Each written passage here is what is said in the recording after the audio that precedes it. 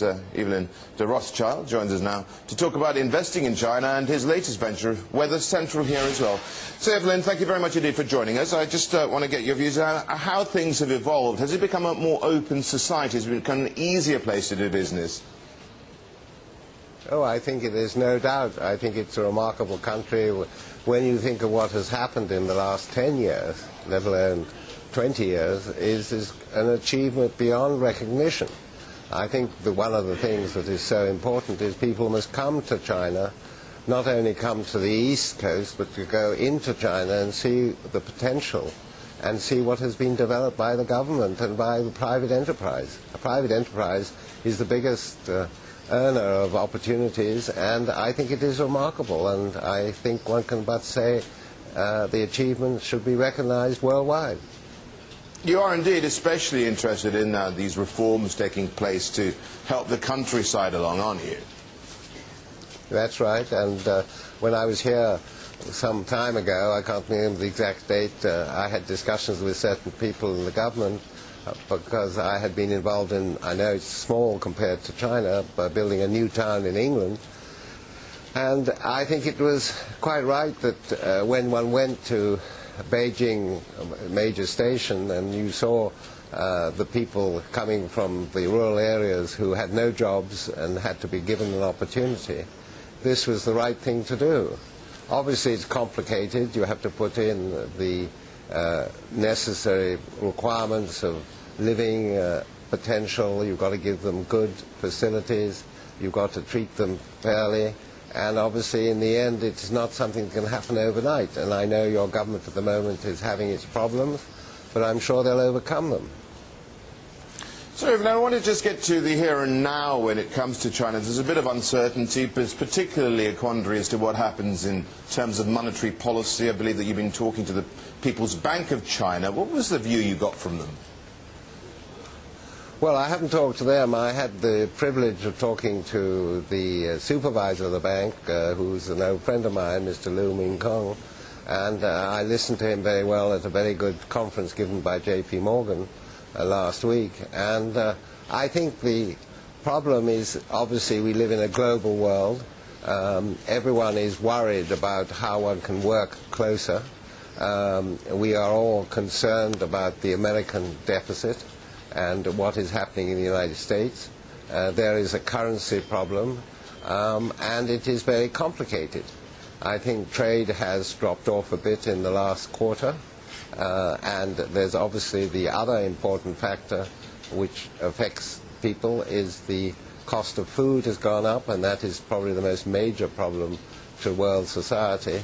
For those who can't afford it, when they go from 1 RMB to 2 RMBs, that's a huge jump for whatever they're eating. And then the other question which comes up all the time is, are the regulation of the banks adequate? I believe there are problems of certain banks in this country, or maybe not banks, but financial institutions as we call them, who have been involved in property. And of course property is a requirement for all, but it also can have its ups and downs, and I believe there are problems here. But I'm sure that over a period of time they will be solved. We've seen the same problem in the European Union at the moment. And I think that one's got to be patient, but it will be a rough time, in my humble opinion, for at least a year.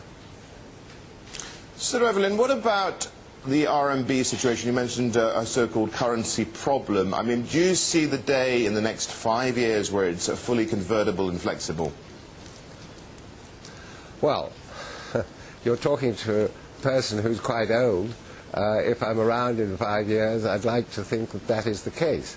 I think we've all got to move towards that opportunity, and I think the challenge also is whether we should move towards an international currency, because the speculation and the complexity of currency has caused some of the irritation, not only among the trading nations, but among individuals.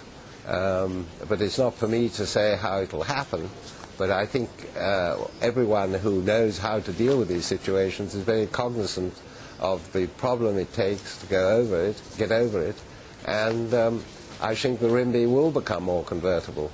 But when it will come, that is a matter for, obviously, the powers that be.